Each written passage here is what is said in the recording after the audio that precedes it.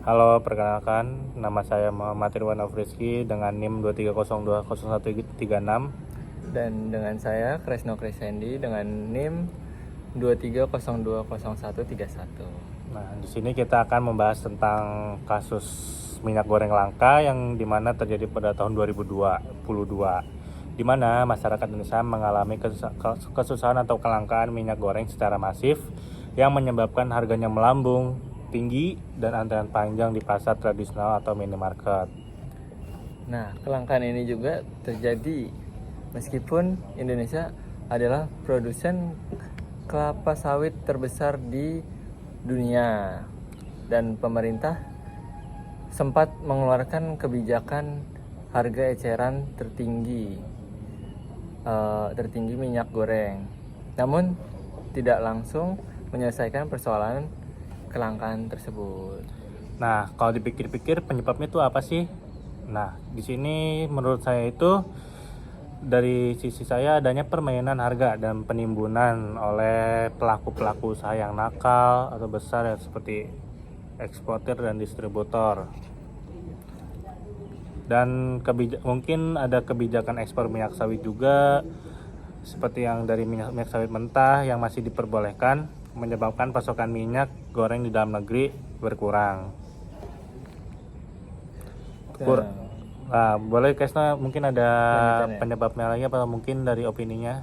Ada, terus juga tadi yang ini saya melanjutkan penjelasan dari Mas Auf, yaitu tadi ada pasokan minyak menyebabkan pasokan minyak goreng di dalam negeri itu berkurang ya. Nah, kurangnya yang pertama itu kurangnya pengawasan pemerintah terhadap distribusi dan kebijakan ekspor. Nah, oke. Dari kejadian tersebut kita mungkin bisa menganalisa ya, Krisno. Nah, betul. Mungkin apa sih menurut penlandaskan dari Pancasila? Kalau menurut saya dari pelanggaran sila kedua yang dimana kemanusiaan yang adil dan beradab. Nah, di situ tuh pelaku bisnis yang menimbun dan mempermainkan harga itu telah merugikan masyarakat lain yang di sana, apalagi mungkin yang rakyat menengah ke bawah, terutama kelompok tadi disebutkan. Hal ini bertentangan dengan nilai-nilai sila kedua yang dimana itu dengan kemanusiaan yang adil dan beradab. Nah, selanjutnya di pelanggaran sila kelima, keadilan sosial bagi seluruh rakyat Indonesia. Kebijakan ekspor dan distribusi yang tidak merata menyebabkan ketidakadilan sosial karena masyarakat tidak mendapatkan haknya atas barang pokok secara merata.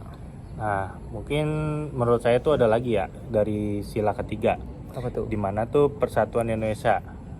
Dimana itu kondisi ini memicu ketegangan sosial, antrean panjang dan keributan. Jadi ya rakyat-rakyat pada ingin berebut minyak goreng ya, seperti untuk memasak lah terutamanya.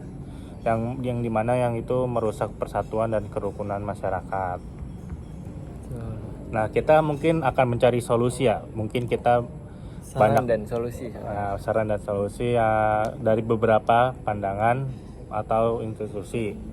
Mungkin dari pemerintah dulu, pandangan pemerintah menurut saya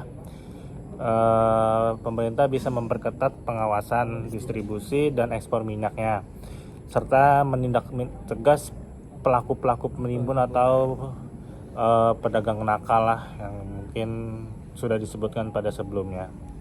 Nah, selain itu juga dari pemerintah meningkatkan transparansi kebijakan dan memberikan sanksi tegas bagi pelanggar tersebut, kayak menimbun dan apa aja?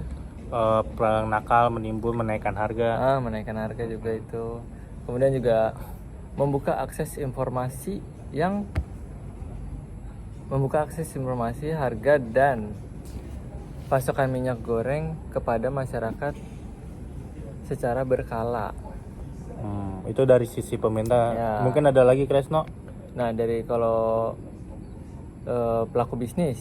Oke, pelaku bisnis boleh disebutkan. Saran dan solusinya dari pelaku bisnisnya ya, menjunjung tinggi nilai keadilan dan kejujuran dalam berbisnis, tidak menimbun atau memanipulasi harga yang harganya ditinggiin, yang harganya seharusnya misalkan 30.000 menjadi 40 ataupun 35.000 ke atas.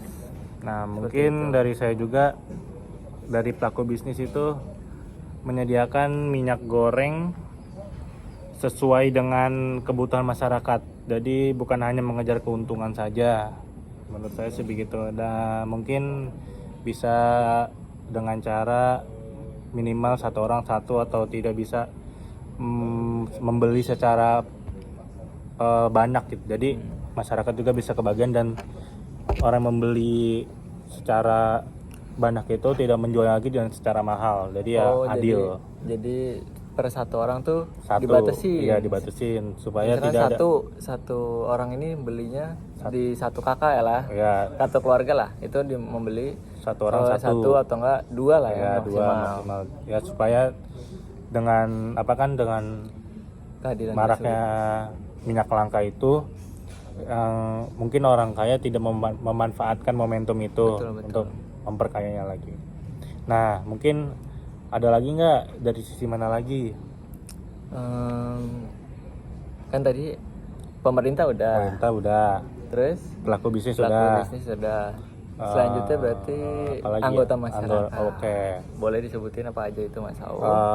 Kalau menurut saya itu, anggota masyarakat bisa bersikap kritis dan melaporkan praktik tidak wajar, yaitu kepada pihak berwenang supaya ya bisa ditindaklanjuti dan penimbunan itu tidak ada lagi.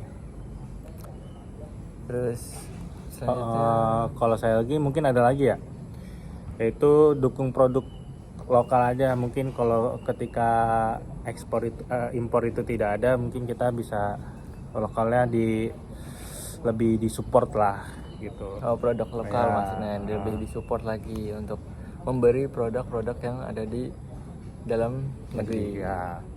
Oke.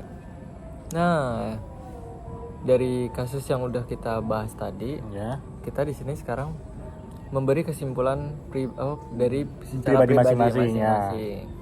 Nah, kalau dari saya itu, kasus kelangkaan minyak goreng itu bukan hanya persoalan ekonomi, tetapi juga persoalan etika dan moralitas dalam berbisnis. Oke. Nah, ketika kebutuhan pokok seperti minyak goreng menjadi langka, dampaknya akan pastinya dirasakan langsung oleh masyarakat luas ya kan, Ya. terutama kalangan yang menengah ke bawah, yang sangat bergantung pada harga yang terjangkau, dan ketersediaan barang.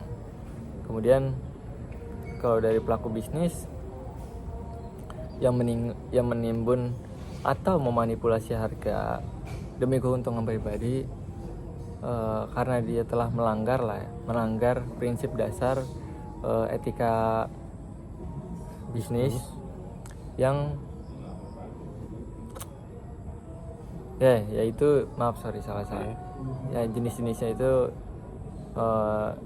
yaitu tidak merugikan masyarakat dan menjaga kelestarian sosial, lingkungan sosial. Nah, kalau dari pemerintah itu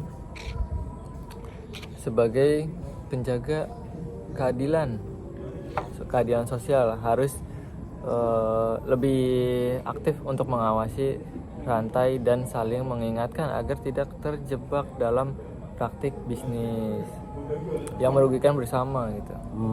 Boleh.